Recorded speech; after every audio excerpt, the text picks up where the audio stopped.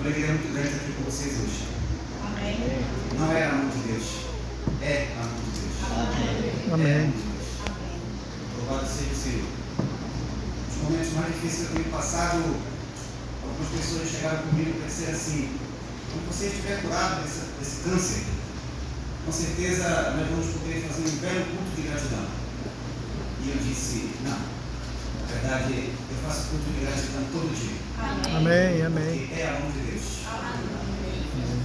É nessas horas que a gente aprende a valorizar os pequenos lugares, as pequenas coisas, o fôlego da vida, o coração que bate, como isso ganha relevância nos momentos em que a gente é atingido na carne. Quando Deus conversou com Satanás a respeito de Jó e disse para ele: observastes como ele é fiel, como ele se afasta do mal e ele me teme, o diabo disse: mas também o Senhor deu prosperidade, deu tudo o que ele precisava. E Jó sofreu a fase 1 das provações que muitos de nós passamos. É a fase circunstancial, é a fase ao nosso redor, é a fase em que somos atingidos por meio de circunstâncias. Quando Satanás voltou e Deus disse isso, eu falei que ele era fiel. Satanás disse: pele por pele, toca nele e vamos ver realmente qual é a reação que ele vai ter. E tudo muda quando a gente é atingido na carne. Doença é algo que afeta. Problemas, dinheiro, desemprego, acidentes, problemas familiares, dores de cabeça, enfim, é uma coisa. Mas quando a doença atinge, o cenário muda.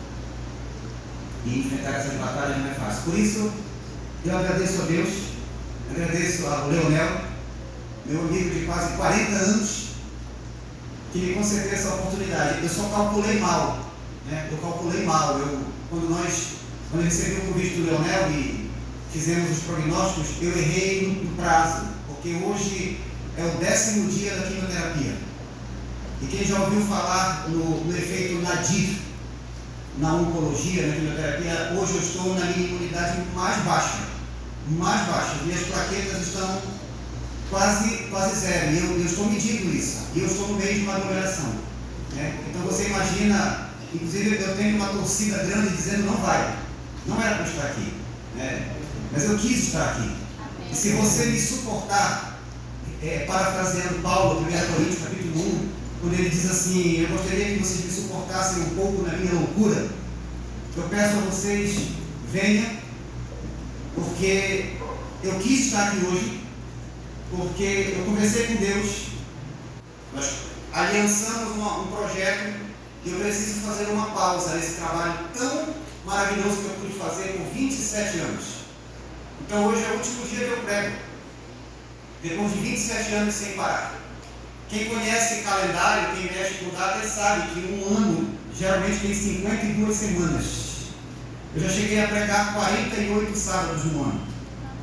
Por 4 sábados, eu não preguei todos os sábados de um ano. Eu já fiz 3 semanas de oração em seguida, terminando uma, outra e mais outra. Já fiz 3 evangelismos em seguida, de 15 noites, sem parar. Mas hoje eu preciso permissão do meu Senhor e pedir a Ele uma trégua, para que eu possa me cuidar. Porque não é fácil, mas eu não vou desistir.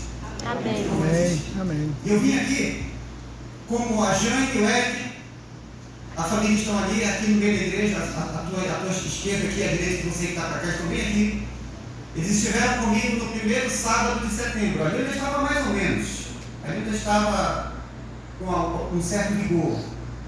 E o que eu quis vir fazer hoje aqui, quando recebi o convite do Leonel, foi você olhar para mim e não ter pena de mim. Eu quero que você olhe para você. E que você diga hoje para Deus, num sábado missionário: eu já vou começar com 2 pés, uma voadora, vocês. Já vou começar com 2 pés. Eu quero que você olhe para você e para Deus e diga para Deus: por que você não faz um trabalho missionário? Você está pior do que eu. Por que você não se envolve nas coisas de Deus? Por que você não participa da obra do Senhor? Tenho certeza que você não está pior do que eu. Então eu vim hoje aqui para dizer isso para você, para olhar você nos olhos.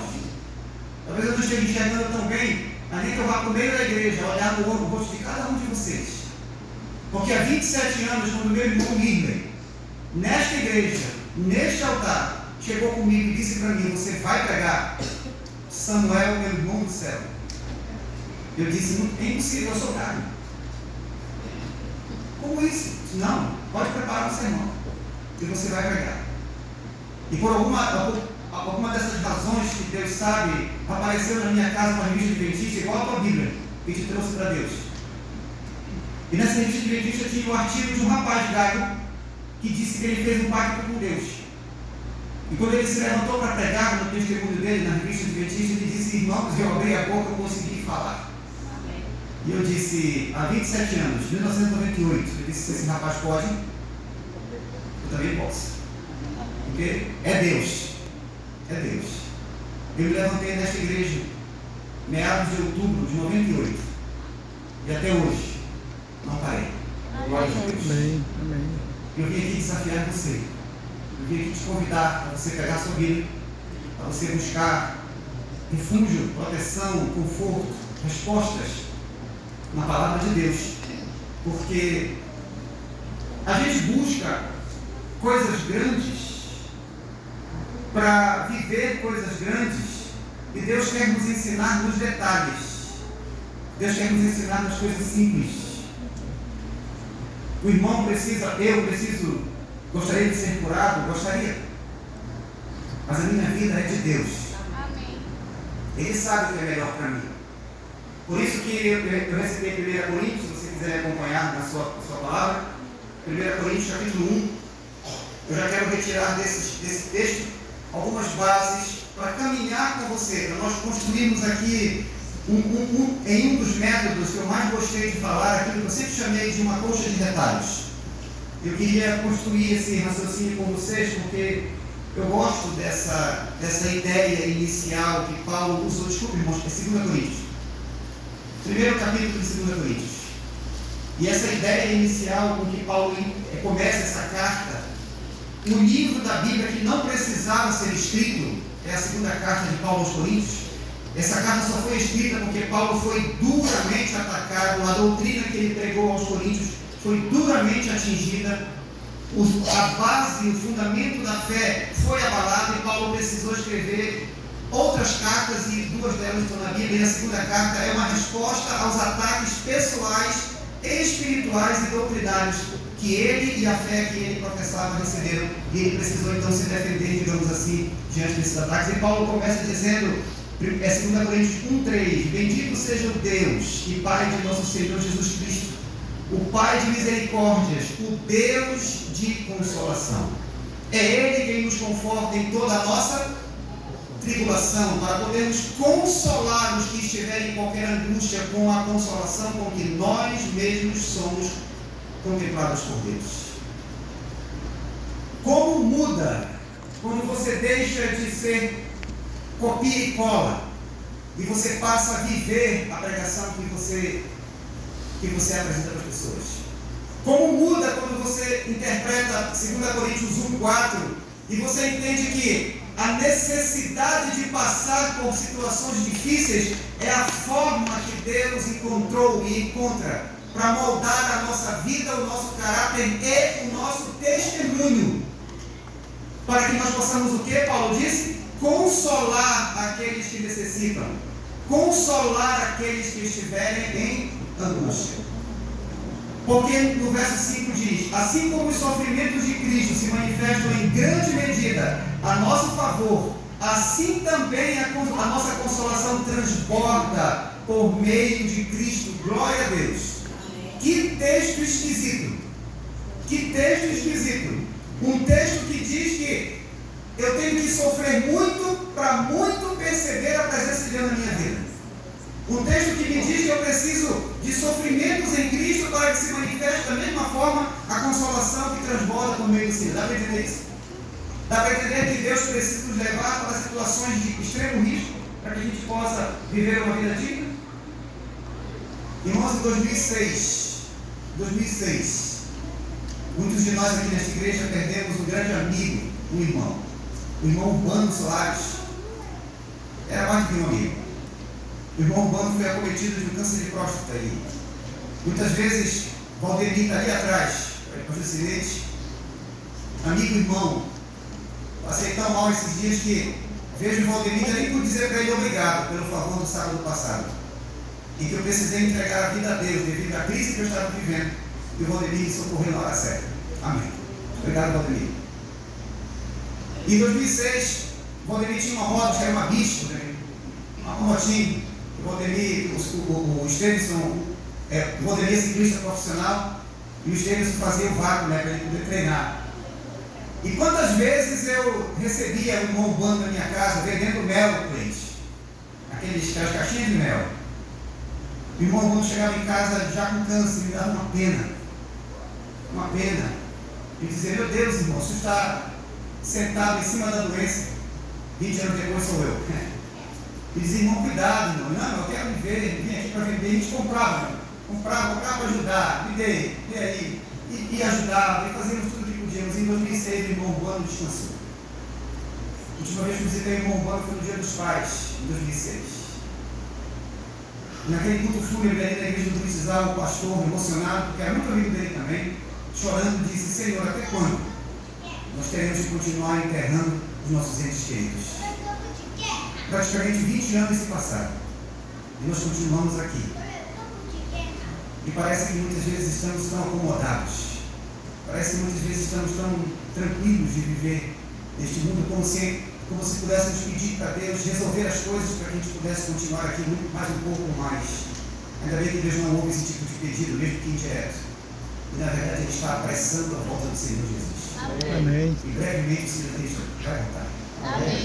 E eu agradeço a Deus por essas palavras de Paulo, porque Paulo continua dizendo no verso 6: se somos atribulados, é para o conforto da igreja, é para a salvação. Se somos confortados, é também para o conforto da igreja, o qual se torna eficaz, suportando nós com paciência os mesmos sofrimentos com que todos nós também padecemos. Que palavra linda! Que maravilha é saber que Deus Ele trabalha no meio da igreja. Apesar de toda a luta que eu tenho passado, eu não deixo de escutar as críticas. Porque quando eu fui convidado a pregar aqui nesta igreja há 27 anos e eu fiz uma aliança com Deus, devido à minha falha, na minha dicção, eu disse ao Senhor: Senhor, se eu conseguir pregar, eu faço um voto com o Senhor, eu quero terminar a minha pregação, e quando eu terminar eu vou convidar alguém para ir à porta para despedir a igreja, e eu quero voltar para o quarto pastoral e me ajoelhar para te agradecer. E eu fiz isso. E a minha primeira palavra de elogio foi ouvir, eu estava ajoelhado orando, foi ouvir aquela portinha se abrindo com ímpeto, batendo inclusive na parede, eu me assustei, continuei orando, e uma pessoa, e eu orando, uma pessoa dizendo: irmão, que vergonha o senhor está fazendo? Aí eu abri o olho e disse: o que foi, irmão? Coisa mais feia, o pregador fica na porta para despedir a igreja, que vergonha! E pela primeira vez eu iniciei um hábito que me acompanha até hoje. Eu chorei. Eu chorei, disse: meu Deus, tem misericórdia. E muitas críticas. Entre uma lágrima e outra no altar da igreja, ainda guardo os bilhetinhos. Pregador adventista não chora. Pregador adventista não chora. Irmão, não pode chorar, irmão. Uma vez eu estava bem dentro da porta ali saudando a igreja, uma pessoa chegou e falou: irmão, a gente não pode chorar no corpo do irmão. Quando o senhor for chorar, você pensa em qualquer coisa, para tirar a sua atenção, distrai, irmão. Bem, não é irmão do Senhor. Quando na verdade nós precisamos desse entendimento, irmãos. Existe um texto que eu guardo comigo, trouxe aqui para não errar, que sempre acompanhou a minha vida. O famoso texto que tem por título: recebi nada do que pedi. Esse texto foi escrito por um rapaz desconhecido que sofreu um acidente. Ele era um atleta, e aos 24 anos de idade ele ficou paralítico. Brigou com Deus, lutou com Deus e entendeu Deus de uma maneira muito estranha, porque ele disse: pedi a Deus para ser forte, a fim de executar grandes projetos, e ele me fez fraco para me conservar humilde. Pedi a Deus que me desse saúde para realizar grandes empreendimentos, e Ele me deu a doença para compreendê-lo melhor. Pedi a Deus prosperidade para tudo possuir e ajudar o outro, e Ele me deixou pobre, para que eu não fosse egoísta. Pedi a Deus poder, para que os homens pudessem precisar de mim, e Ele me fez humilde, para que dele eu precisasse. Pedi a Deus tudo para gozar a vida, e Ele me deu a vida para eu aproveitar tudo. Senhor, recebi nada do que pedi, mas deste-me tudo o que eu precisava, e quase contra a minha vontade. As preces que não fiz foram atendidas. Louvado seja Deus. Hoje é um culto de gratidão, irmãos. É um culto de gratidão por você. Você é um milagre. Amém. Você está vivo, meu irmão. Você está vivo. E você precisa olhar para alguém que vivia normalmente até 2 meses atrás. Normalmente. Sem absolutamente nenhum sintoma. Precisei tirar minha bicicleta de casa, Valdemir. Escondida, já certo. Porque eu olhava para a minha bicicleta e chorava. Porque eu sempre pedalei. Meus 30 quilômetros do final da tarde era sagrado, Clésia. Entende? Como é que a gente olha para um objeto que nos acompanha há 40 anos, Orlando? E de repente você precisa deixar de lado. Tirei de casa. Está na casa do meu amigo ciclista, Valdemir, está para lá. Está guardadinha lá, cuidada, com certeza, eu confio nele. Vida normal. E de repente umas dores, um desconforto, um cara que tem artrose, que tem artrite, que tem espondiloartrose, não sei o que para cá, vértebra para um lado, vértebra para o outro, osteófito, não sei para que lado. Comecei a fazer investigações ortopédicas, reumatológicas. Até que um dia Deus disse, rapaz, esse cara não vai entender o que está acontecendo, vou ter que fazer alguma coisa, tenho que me mexer. E Deus começou a trabalhar. E no início do mês de agosto, Rafael Cruz, filho da doutora Wanda.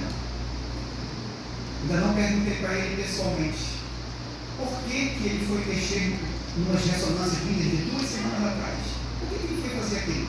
Já me respondeu esse dia. Rafael me chamou na casa dele numa tarde de sexta-feira. E me mostrou os meus ossos. E eu feliz. Está aqui, Jânio. Pronto. Eu te falei que era esse problema? Ele disse, não é isso, já. Isso aqui já é metástase. Isso aqui já é metástase.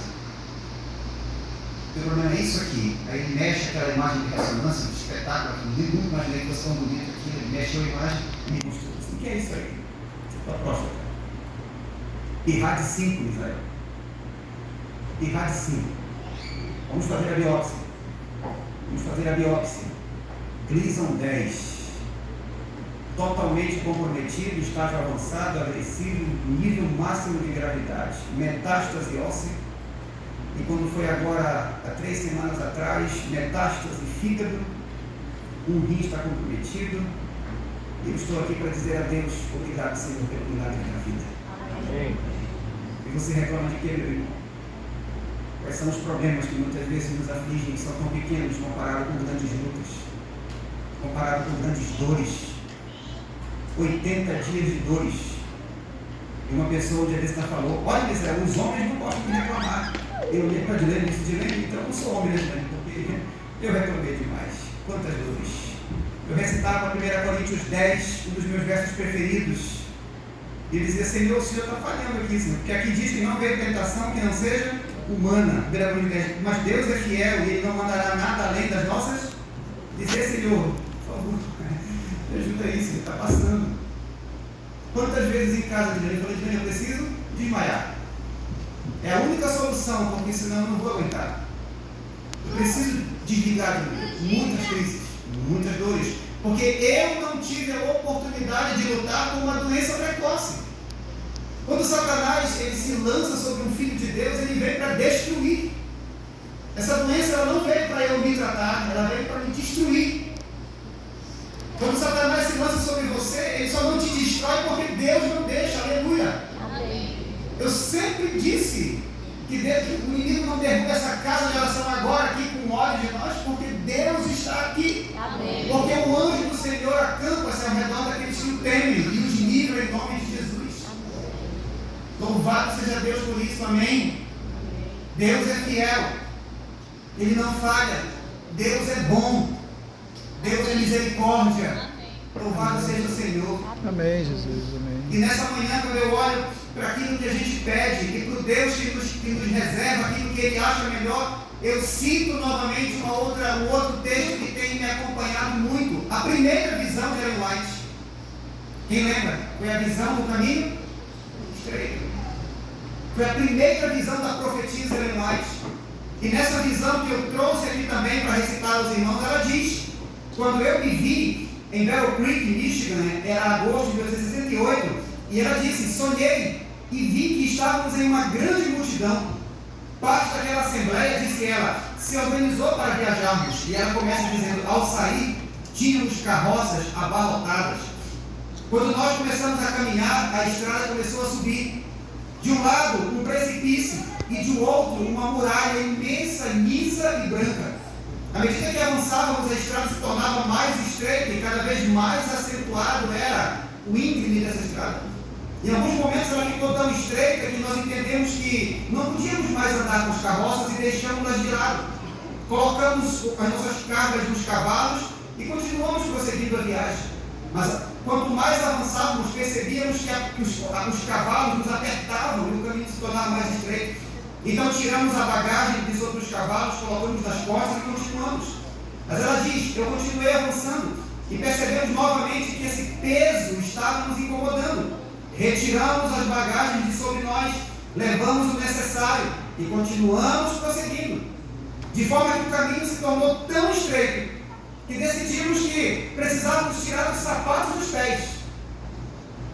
Mas a dificuldade aumentava e ela diz: a meia estava e tivemos que tirá-las também, para que pudéssemos com os pés descalços tatear melhor e saber aonde estávamos pisando. Então de repente ela para e diz assim: pensamos então naqueles que não estavam acostumados com as tribulações, com as privações e com as dificuldades até aquele momento. Lembramos deles, irmãos tranquilos, e quando nós procuramos ele entre as multidões, eles não se achavam entre nós. Em cada mudança que nós fazíamos, um pequeno grupo de pessoas ia ficando para trás.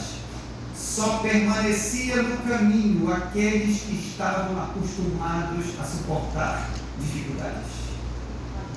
As privações do caminho apenas faziam com que estes se tornaram preparados, com avidez, com motivação, clamassem aos irmãos: vamos, vamos, estamos quase chegando no final. Somente os que estão preparados, porque os que passam por privações, os que passam por lutas, e muitas vezes bate aquela sensação: desistir agora, Zé. Como já diz a letra do hino dos jovens, estamos quase no lar. Como diz Nadson Portugal, já ouvimos a voz de um Deus que se aproxima. Desistir agora, recuar agora, deixar o caminho de Deus, Adalto, agora, socorro. Depois de 56 anos de vida em que eu nasci e me criei nesta igreja, depois de 27 anos falando de um Deus que eu amo, desistir agora? Vamos desistir agora, igreja? Não. Jamais. Vamos nos envolver, vamos trabalhar, vamos apressar. Quanta energia você tem, quanta motivação você tem, como Deus tem te ajudado com sortes de bênção que às vezes você nem percebe e Ele está trabalhando em nosso favor. E nós às vezes negligentes, filhos ingratos, que não percebem os favores de Deus em pequenas e grandiosas coisas e maravilhas. E Deus chamando o seu povo: venha, vamos trabalhar, vamos nos envolver, vamos apressar o fim deste mundo. Esse mundo não tem mais jeito. A Igreja Adventista Central de Macapá tem um trabalho missionário profícuo na pessoa do irmão Leonel e da sua equipe. Leonel confirma, mas ali atrás, quando você sair, estarão disponíveis ali com a equipe missionária estudos bíblicos, trabalho missionário para você fazer. O Espírito Santo te lembra agora de alguém que você pensa em desafiar para um conhecimento bíblico profundo. Pegue seu estudo ali, se inscreva ali com as irmãs, os irmãos da equipe missionária da igreja e ajude a pregar a palavra de Deus. Amém. Todas as tardes, às 15 horas, eu sei que a igreja esteve aqui em movimentação de construção, esteve fechada. Não sei se já estão retornando, hoje ainda não, né, Leonel? Mas em breve, todos os dias, 15 horas, uma equipe missionária se reúne aqui aos sábados para orar, para se fortalecer, para consolidar o testemunho e a fé e fazer o trabalho de Deus, irmãos, visitar. Vou te dizer uma coisa que eu aprendi ao longo desses rápidos 2 meses, mas intensos na minha vida. Deus, Ele ouve orações, ouve. Mas Deus, Ele está interessado em ouvir orações, anote aí, orações nominais. Porque orações nominais são orações feitas por quem conhece a pessoa que está orando. Se você ajoelhar aqui nesse altar e dizer, Senhor, eu quero orar pelas famílias da igreja, eu ouço Deus dizer, com certeza eu ouço a oração, mas por qual família em particular? Qual é a família? O que está acontecendo? Me diga aí. E você e eu, muitas vezes, eu quero orar pelos jovens da igreja, Senhor. Ele vai dizer, com certeza, mas tem algum em especial? Alguém que você conheça, que você conviva e você quer me dizer o nome? Senhor, eu quero orar pelos enfermos da igreja. Amém, receba a oração, mas alguém em especial. E como é que você vai saber como está o teu irmão e teu amigo se você não visitá-lo? Se você não sair da sua casa? Se você não se dispor com Samuel, veja aqui, Senhor. Fala, Senhor, estou ouvindo, qual é o direcionamento, qual é o propósito, qual é o chamado. A igreja tem estudo bíblico ali na porta quando você sair. Você passa ao largo, como passou o sacerdote, como passou o levita, preocupado com a hora, com o tempo, com a sinal de oração, preocupado com a hora, preocupado com os seus compromissos. E você vai dizer, meu Deus, eu não sei muito bem. É como diz o Ele vai agir, né? Do CD, do Adoradores. Então você vai confiar em Deus e lançar o teu pão sobre as águas e saber que Deus vai agir e vai te mostrar como fazer o trabalho do Senhor. Amém. Deus, Ele está procurando de todas as formas de nos atingir, irmãos. A profetisa Ellen White diz que somente aqueles que estavam acostumados a suportar dificuldades e provações foram aqueles que continuaram avançando pelo caminho estreito. E eu aprendo hoje, em 2025, 4 de outubro, que nós temos que nos desprender deste mundo. Porque se essa visão estiver certa, e ela está, se Deus realmente falou por meio da caneta profética dessa irmã, e falou, então essa visão precisa hoje te ensinar a diminuir o peso extra, o peso desnecessário da carga, das coisas, dos sonhos, dos projetos, das conquistas que esse mundo joga contra você. E você precisa aprender a viver como básico e como necessário. E sabe qual é não sei se existe isso, José, qual é o mais básico de tudo? Você quer saber qual é o mais necessário de tudo? É o fôlego da vida. É disso que você precisa. É estar vivo para ser um instrumento nas mãos de Deus, para ser um servo fiel nas mãos de Deus, para ser alguém que Deus possa usar. Porque a palavra de Deus, ela tem nos ensinado de uma forma constante a respeito da necessidade que temos urgente nesse ponto crucial da vida que estamos, a entender como Deus trabalha, como Deus se movimenta, como Deus age, como Deus opera entre nós. Porque ao longo da minha vida, eu, na minha juventude de adventista, briguei muito com Deus. Poxa, o povo lá fora, e Deus não gosta disso. No livro de Malaquias, no capítulo 2, Deus diz, eu tenho uma intriga com vocês. Malaquias 2, está lá. Deus diz, eu não gosto de vocês. E aí o povo responde pela boca do profeta, por que você não gosta de nós? E Deus diz, eu não gosto de vocês, porque vocês ficam comparando a vida de vocês com aqueles que não me têm.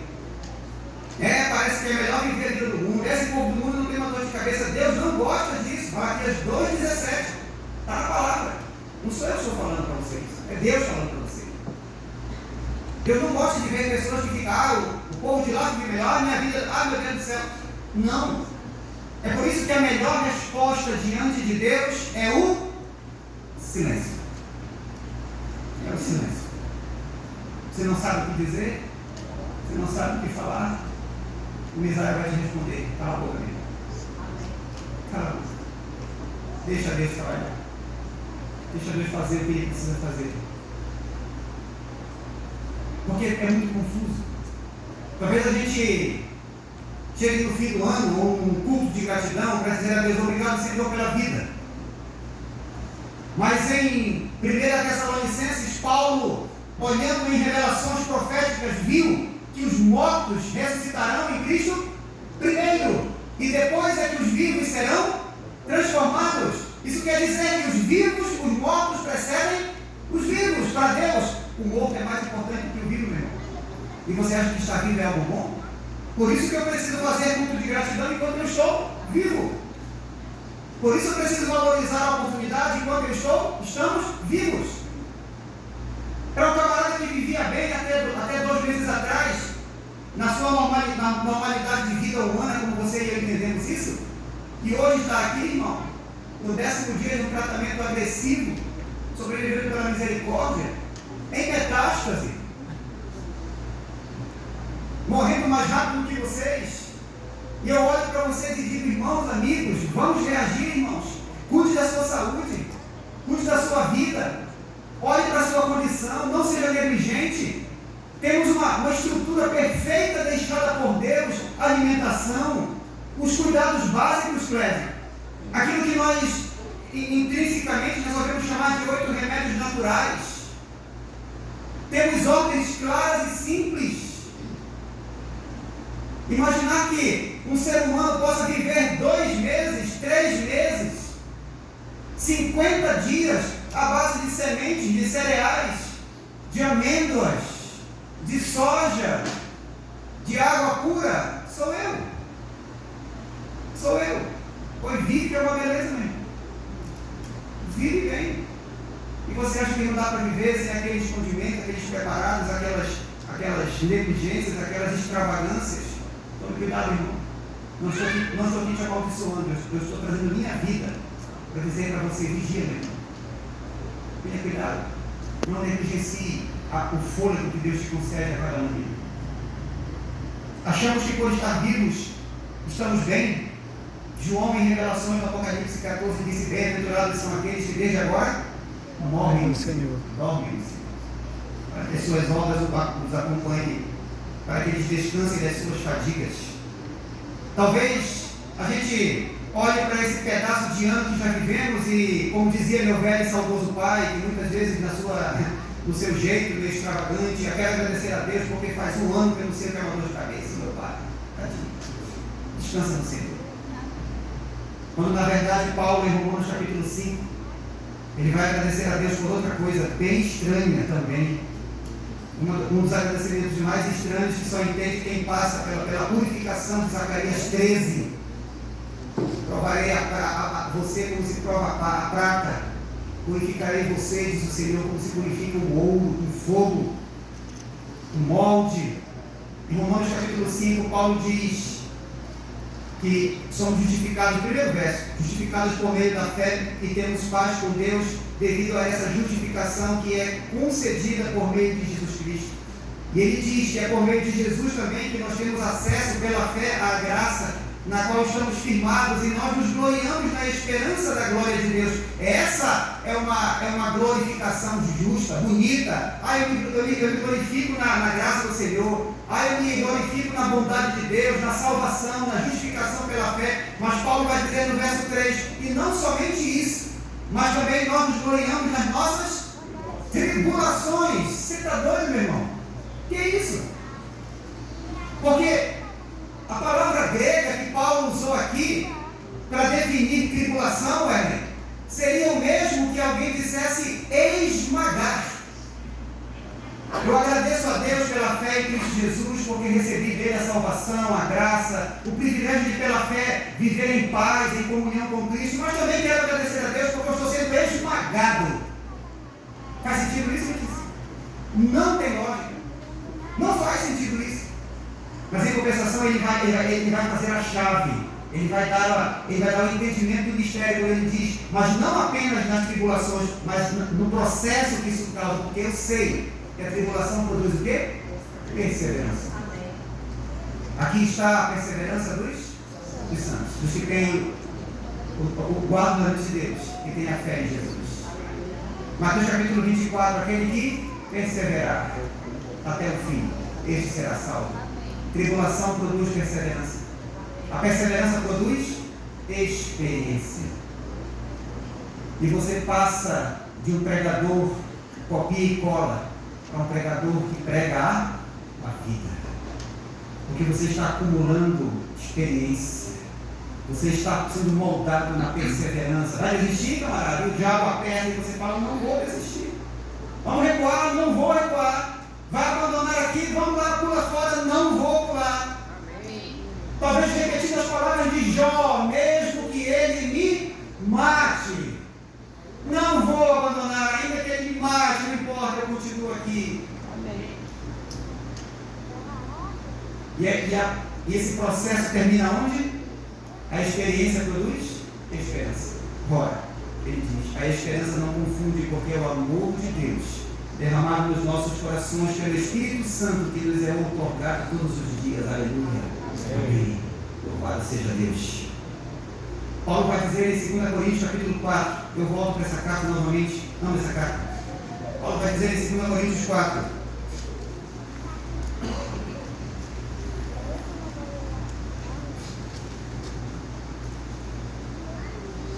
ele vai dizer a partir do verso 7, algo que você e eu precisamos aprender com urgência nesta manhã, se já sabemos, amém.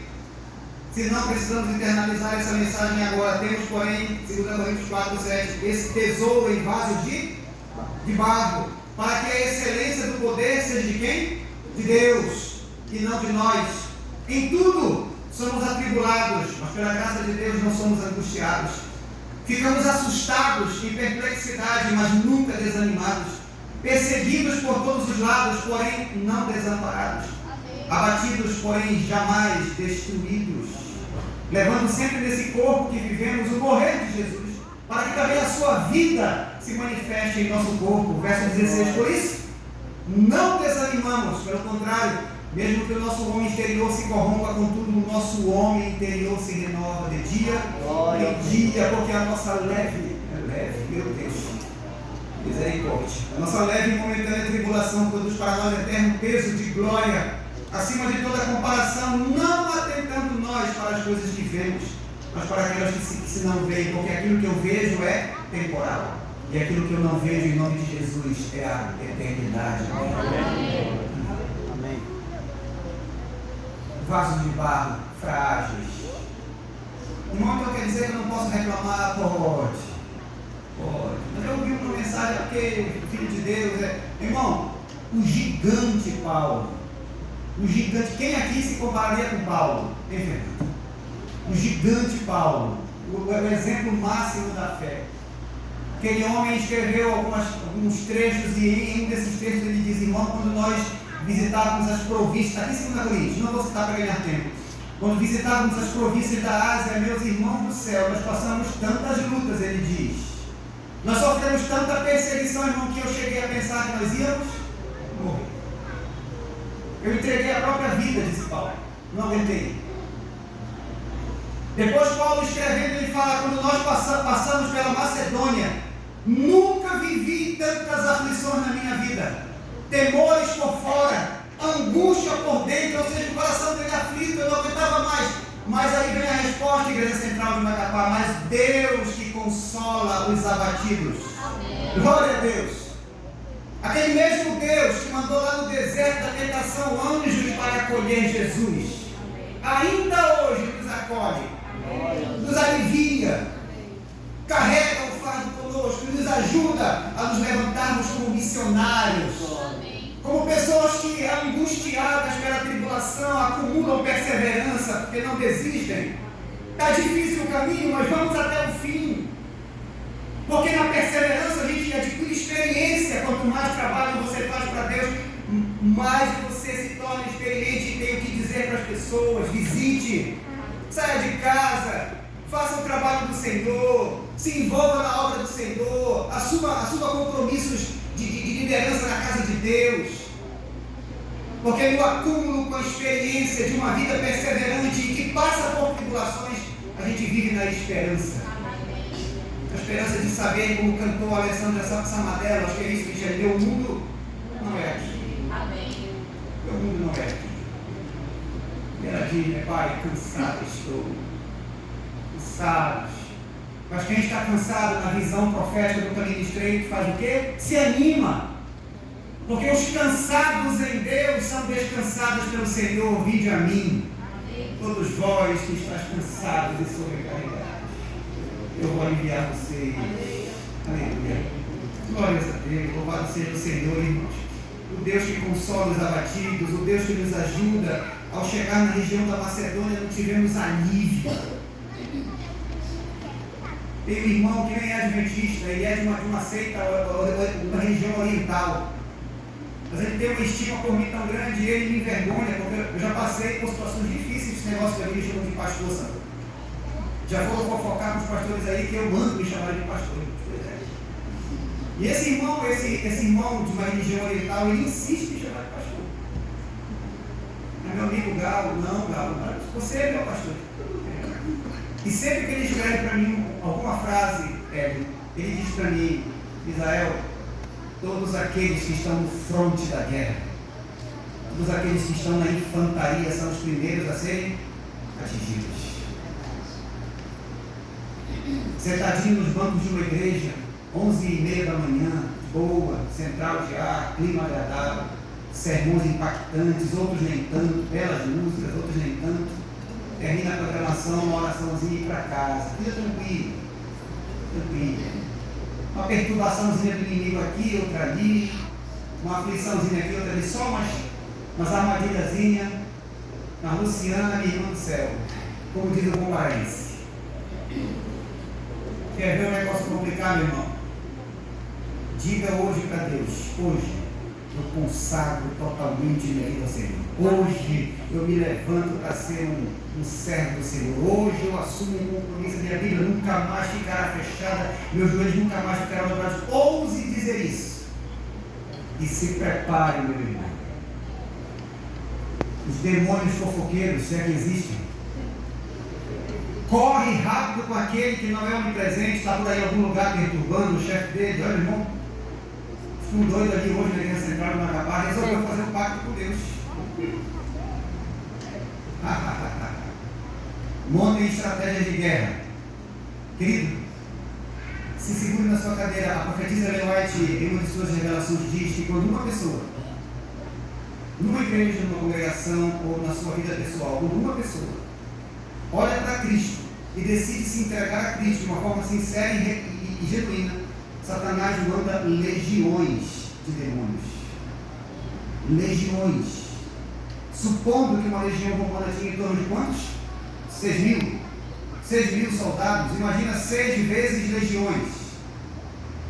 A profetisa viu em revelações, eu tenho esse texto, depois quem peça que eu mando, eu não trouxe aqui, mas ela viu em revelações que o acúmulo do mal em cima de um servo de Deus é tão grande que chega a fazer muralha para que a pessoa não consiga viver uma vida digna diante de Deus. Mas em compensação, a mesma caneta profética que disse isso descreveu ao dizer que Deus precisa de um anjo apenas. Basta você decidir, porque Deus não vai fazer nada sem que você abra a porta do seu coração para Ele. Ela diz, Ele precisa de um anjo para destruir toda a sorte de maldade de Satanás. Aleluia! Amém. Glória a Deus! Aleluia. Esse é o Deus que eu sirvo. Amém. Amém. Mas irmãos, você está se acabando de tudo isso, não interessa, porque o vaso é de barro. Eu digo de novo, Jacé, mesmo que eu morra, ainda assim Deus continua sendo Deus. Amém. Eu não estou aqui atrás de cura, Glórias eu a estou Deus, vivendo um milagre. aleluia. Eu vim aqui para dizer para você, viva o seu milagre. Viva a providência de Deus na sua vida. Seja um missionário. Acumule nas suas tribulações perseverança, não desista. Acumule na perseverança experiência, palavras, reforço. Não compartilhe apenas mensagens de efeito, música de efeito. Compartilhe você para alguém. Fortaleça alguém. Edifique alguém. Porque esse irmão que eu te falei, que é de uma religião oriental, ele me diz, irmão, não é possível. Uma pessoa como você deve estar sofrendo um ataque pesado porque você está na linha de frente. Que seja. E estamos firmes para o reino de Deus, irmãos. Porque Paulo vai dizer em 2 Coríntios 12, aquela famosa ilustração do espinho na carne, em que ele precisou trazer esse relato para, inclusive, talvez como eu aqui agora, numa miserável comparação, numa insignificante comparação, quem sou eu?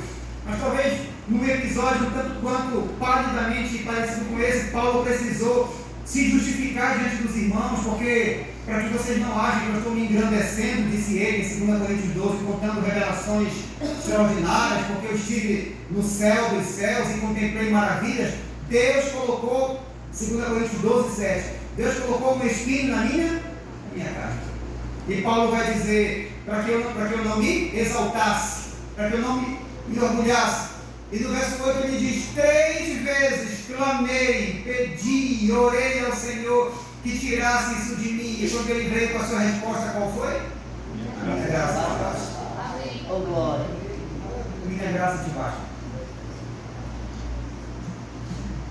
Há exatamente uma semana, uma hora dessa, na crise que eu estava passando, dizendo: Senhor, minha vida nas tuas mãos, está difícil. Ouvir de Deus: a minha graça te basta, numa hora dessa, é bem estranho. É bem estranho. A minha graça te basta no conforto do lugar que estamos agora, é diferente. Mas no calor de uma fornalha que o Nabucodonosor, simbolicamente falando, ainda aumenta 7 vezes mais, é preciso se agarrar com muita força a esse Deus e continuar dizendo: o Senhor é bom. Domingo há 6 dias, outro dia difícil, a nossa solução em casa. E que solução, viu, Antônio Henrique? Que solução? Ele pode ler, cantar hinos e recitar versos. E assim passou. E assim estamos aqui. E viemos aqui para finalizar essa mensagem e dizer a você, deixar com você algumas recomendações. A primeira recomendação, eu gostaria que você não esquecesse o que eu vou te dizer, porque isso aqui é recomendação viva, é recomendação real. Você precisa conhecer seus irmãos. Você precisa conhecer a igreja que você frequenta. É urgente que você faça isso. É urgente que você escute esse conselho vindo de alguém que está te dizendo por vida. E por que isso, irmão Israel? Porque muitas vezes, na nossa ignorância, no sentido correto da palavra, a gente pode chegar na igreja, gente, e se levantar aqui na frente e dizer: quero agradecer a Deus porque eu estava doente, eu fiz agora os últimos exames oncológicos, eu estou livre do câncer, e quero dizer a Deus obrigado, e quero dizer a Deus que eu estou com saúde, que eu passei aí uma crise gravíssima de fibromialgia, de síndrome, não sei o quê, e Deus me libertou, graças a Deus. Se você não tomar cuidado com as palavras que você usa, você pode agredir alguém que naquele exato momento está ao teu lado, passando pelo silêncio de Deus. Olha, eu quero agradecer porque eu passei pelo câncer e estou vivo. E alguém que enterrou o esposo, o amigo, o irmão, alguns meses atrás, como é que ele fica? Então Deus não estava comigo. Onde é que estava Deus quando meu marido, minha mãe, meu parente, que eu amava, orava? Será que o Deus do irmão é mais do que o Deus que está lá em casa? Será que o Deus dessa irmã? Por isso, como é que você resolve isso? Conhecendo os teus irmãos. Aí a tua palavra ela vai ser temperada. Entende isso? As tuas palavras serão dosadas pelo Espírito Santo. As tuas palavras serão adequadas. Porque a gente aprende, e eu aprendi isso há 5 anos, que as tempestades podem ser as mesmas, Fernando. Mas os barcos são diferentes, são tão diferentes que a doença que está no meu corpo, ela é tão personalizada, por ela ser uma doença metabólica, genética, de alteração celular, de divisão celular, que cada ser humano reage de um jeito. Na minha inocência, sem saber, servindo a um Deus que me conhece e me protegeu de um fígado, o principal órgão da metabolização humana, já estava comprometido, não sabia. Irmão, garrafada aqui, irmão. Irmão, chá de casca de pau, de árvore, de raiz, de folha, de caule, do grelo da planta, de terra, de não sei o que, para dentro. Até quando foi agora em meados de agosto, o organismo despencou. Fui fazendo os exames, calma, calma. Não é assim que funciona, calma. Tudo precisa ser examinado, estudado, avaliado, equilibrado, não é assim. E que necessidade de aprender tudo tão rápido tudo. porque eu não tive tempo para me defender. Eu estou me defendendo no meio da luta mesmo. E muitas vezes às cegas. Só o sangue de Jesus. Só a misericórdia de Deus. Por isso, eu aprendo que muitas pessoas não enfrentam as mesmas lutas e provações no caminho para Jerusalém. As intensidades da tempestade estão aí, mas os barcos são diferentes. A personalidade humana, que tem digitais diferentes em todos os bilhões de pessoas no mundo agora, revelam que não somos iguais. E por mais que existam doenças virais que muitas vezes padronizam os mesmos sintomas, mas existem doenças que são genéticas, que são celulares, que se envolvem com o metabolismo humano, e elas acabam sendo diferentes. E é preciso paciência e personalização.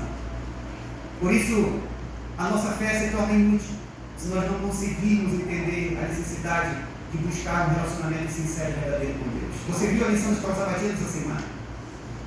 Salvo engano, terça e quarta-feira, a lição repetiu veementemente: presença de Deus, presença de Deus, presença de Deus. Como saber que Deus está presente? Essa é a pergunta que precisamos, em Deus, buscar a nossa resposta pessoal. Essa é a pergunta que precisamos entender, a necessidade de buscar um Deus que realmente nos conheça, porque as coisas são diferentes. A Bíblia diz em Gênesis capítulo 5 que Enoque andava com Deus. A Bíblia diz que Enoque andava com Deus, que Enoque tinha relacionamento com Deus, e era tão íntimo esse relacionamento que Deus levou Enoque para o céu. No capítulo seguinte diz: esta é a história de Noé. Noé era um homem íntegro, ele era um homem justo, Noé andava com Deus. Então, se Noé andava com Deus, Noé foi levado para o céu, né, irmãos? Afinal de contas, o Enoque andava com Deus e foi para o céu. É essa a lógica? É assim que a mente humana quer entender as coisas? Sim, é por essa lógica humana, pequena, a lógica humana, a ideia humana. Então é isso, Enoque andou com Deus, céu, Noé andou com Deus, céu, não. Um está fora da terra, no olho não. A Bíblia diz, a gente adora a história do Isaías lá, né, do Ezequias, o Senaqueribe, a Assíria. Porque a Assíria cercou Jerusalém e tal, e aí veio lá o embaixador, que era mesmo de Rabsaque, e ameaçou os judeus e tal, e o povo do Ezequias orou ao Senhor, a resposta veio. A boca do profeta disse: esse cara não vai pisar nem na porta da minha cidade. Não passa nem da porta. E a Bíblia diz que numa noite veio um anjo de Deus e destruiu o exército da Síria. Que maravilha! Deus tremendo, e a gente gosta dessa história. Mas eu não vejo ninguém pregar a história de Jeremias, de Zedequias, o rei, e de Nabucodonosor da Babilônia. Porque talvez quando Jeremias disse: olha, o rei mandou uma mensagem para ti, ele falou: Jeremias, do mesmo jeito que Deus livrou Jerusalém de Senaqueribe, me ajuda a orar para que Deus me livre da Babilônia. E Deus livrou? Foi destruída a cidade. Eu te pergunto: o Deus de Isaías era mais poderoso que o Deus de Jeremias? Era, gente. O Deus de Isaías era potência, e o pobrezinho do Deus de Jeremias era pequeno e não pode ajudar os judeus naquela época, que foram destruídos. Será que é isso? Você começa a entender as coisas quando você busca estudar. Por que Deus precisou livrar a Judéia de Senaqueribe, da Assíria? Porque o método de invasão da Assíria era destruição total. O método de invasão da Assíria era aniquilamento, e Deus disse: se esse camarada entrar, eu não consigo cumprir o meu projeto messiânico, vai acabar. E ele teve que intervir. Então ele interviu lá na Babilônia, e muito. Mas em compensação, o método de invasão babilônico já era diferente, era de preservação dos melhores. Percebeu a diferença? Então, quando você entende a palavra, você descansa e confia no Senhor. Ele sabe o que está fazendo. Alguns dormiram no pó, irmão de Israel. Bem-aventurados os que desde agora dormem no Senhor. Preciosas são para Deus a vida, o registro, o memorial daqueles que descansam. Salmo diz isso. Paulo diz: olha, primeiro serão transformados e trabalhados na glória do Senhor os mortos. E depois os vivos aí, bora vocês aí. Desculpe o Senhor a forma como eu expressei. Então não se importe se você está vivo ou se você morrerá. Se importe com o que você está fazendo agora, com o fôlego de vida que Deus te concede. Se importe com a oportunidade que Deus te concede. Eu quero agradecer imensamente a Deus, irmãos. Eu quero agradecer a minha família Oliveira. Uau! Meu pai tinha um orgulho tão grande, irmão. Meu pai vivia na Vila dos Oliveira, não tinha nada a ver, mas enfim. Meu pai, só porque meu pai era Oliveira também. Mas meu pai tinha, irmão. Eu não sei, mudou, né? Agora modernizou o pai de vocês, mas era irmão Toninho da minha época. Eu continuo Toninho, quero nem saber. Toninho, né? Pois é, mas meu pai tinha um prazer tão grande. Um dia aquele terreno ali, irmão Toninho, era tão bonito. No tempo do verão, a gente saía pelos campos alagados do Bitizal ali, que existiam, era maravilhoso. A gente saía cortando para chegar lá onde vocês moravam, cortar. E chegava pelo meio das plantações. Lá estava a Heloísa brincando criança, lá estava o pessoal. Meu irmão, cresci com eles. E eu me alegro porque eu estou hoje no meio de vocês, até atrapalhando que você tenha um ministério completo. E hoje vem um pregador aqui, moribundo, né, para participar com vocês. Obrigado, Luiz. Obrigado, Michele. Obrigado, irmão Samuel. Deus seja louvado. E você, meu irmão? O que você vai fazer hoje nessa manhã? Depois de ouvir essa mensagem, depois de ouvir essas histórias, qual é a tua decisão? Eu preciso parar. Eu preciso parar. Porque senão pode não dar certo esse projeto de Deus na minha vida. Então eu preciso de sabedoria, eu preciso de direcionamento para continuar a minha batalha. Eu aqui já agradeço pelas orações. Até isso, Antônia Rita, até isso, Cleo. Tem tanta gente para reclamar, é verdade, Midiel? Pois sabia que eu escutei reclamação, socorro. Alguém me mandou uma mensagem um dia desses, Fernando. Ai, irmão, agora só oro por você, irmão. Aí eu fui num dia chorando antes de Deus. Eu falei, Senhor, manda parar de orar, Senhor. Manda parar de orar, chega. Outro dia alguém falou, oi, irmão, agora por onde eu ando? Estou citando o seu nome. Eu disse, Senhor. Irmão, Deus fala com a gente. Porque Deus disse para mim, não vou mandar. Não vou mandar porque não estou orando por ti. Estou orando por eles. Porque nesse processo de oração, já chegaram tantas pessoas comigo. Um dia desses foi um rapaz na minha casa dizendo, Isaías, eu não sou adventista, eu não sou crente, eu nunca orei na vida, mas eu estou orando de madrugada por ti. Aí você pensa que ele está fazendo isso por mim? Um ateu, um anti-religião, se ajoelhando para orar, meu irmão, o Espírito Santo não vai largar aquele rapaz nunca mais, em nome de Jesus.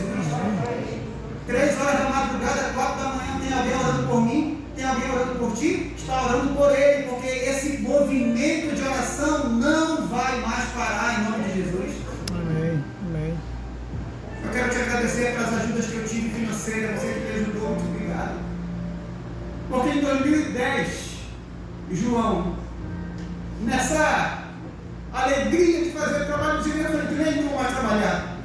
Eu vou deixar o trabalho remunerado, ainda bem que eu não sou machista. Se não, a pessoa não, se mulher em casa não trabalhasse, diga, amor de Deus. Se você vai trabalhar. E em 2015, a Dilene começou a fazer o doutorado. Tadinha, doutora mesmo. Eu até me esqueço disso. Porque o doutorado da Dilene jamais foi para ficar chique, orgulhosa, foi apenas para melhorar o estratégia, meu irmão, progressão. Um convêniozinho ali, e já faz alguns anos que eu me envolvi nesse trabalho, e Deus sabe. Obrigado por você que me ajudou, porque sem a tua ajuda, eu já estaria patinando no atoleiro da saúde pública. Foi um dia desses que me ligaram de uma clínica, olha, chegou aqui agora a sua solicitação de ressonância, esse irmão já morri. Pode deixar, esse irmão já morreu. Eu quase digo isso, não, obrigado, você já recebeu? Já estou na quimioterapia, louvado seja Deus. E o que é isso? Milagre. Milagres que Deus faz na sua vida. Milagres que estão acontecendo e você muitas vezes não percebe, nem se lembra de falar, obrigado, Senhor. Obrigado, Senhor. E eu olho agora para você e pergunto para você, então, eu preciso parar. Quando eu pensava nesse dia de hoje, e eu planejava esse dia com o Leonel, sempre conversando com ele, Eu lembrei que no domingo à noite do aniversário da igreja, o encerramento do fim de semana do aniversário desta casa do Senhor, eu estava bem ali sentado, mais ou menos por onde está o Álvaro ali, e eu recebi um abraço, um apoio de alguém. E aquilo foi motivante, aquilo foi combustível, aquilo foi esperançoso. Ouvir de alguém dizer: Misael, eu também tenho me envolvido no trabalho missionário. Eu tenho percebido a relevância disso e tenho buscado referência em você. E quando eu recebi essa palavra, para não chorar em público, né, deixei o meu amigo se afastar e ir lá e agradecer a Deus. E quando eu sabia, Leonel, que Deus iria me conceder a chance de estar aqui, eu disse: eu preciso do Osés comigo.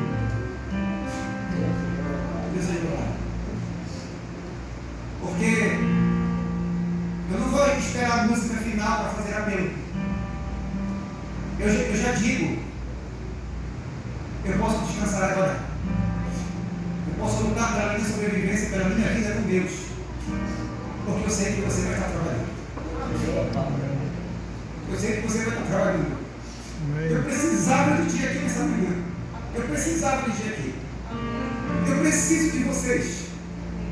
Eu preciso de vocês. E eu imagino como Deus está gritando de lá, e eu também. Tony. Obrigado, Tony. O Tony foi uma das minhas indicações aí pelas igrejas. E não dá para parar, Tony. A gente só tem que parar quando chegar em casa. Só quem vai nos parar é Deus quando chegarmos em casa. O tio vai cantar? O tio vai cantar. Vou tentar ficar perto aqui. Quem vai ficar do lado? Michele? Michele, do lado aqui.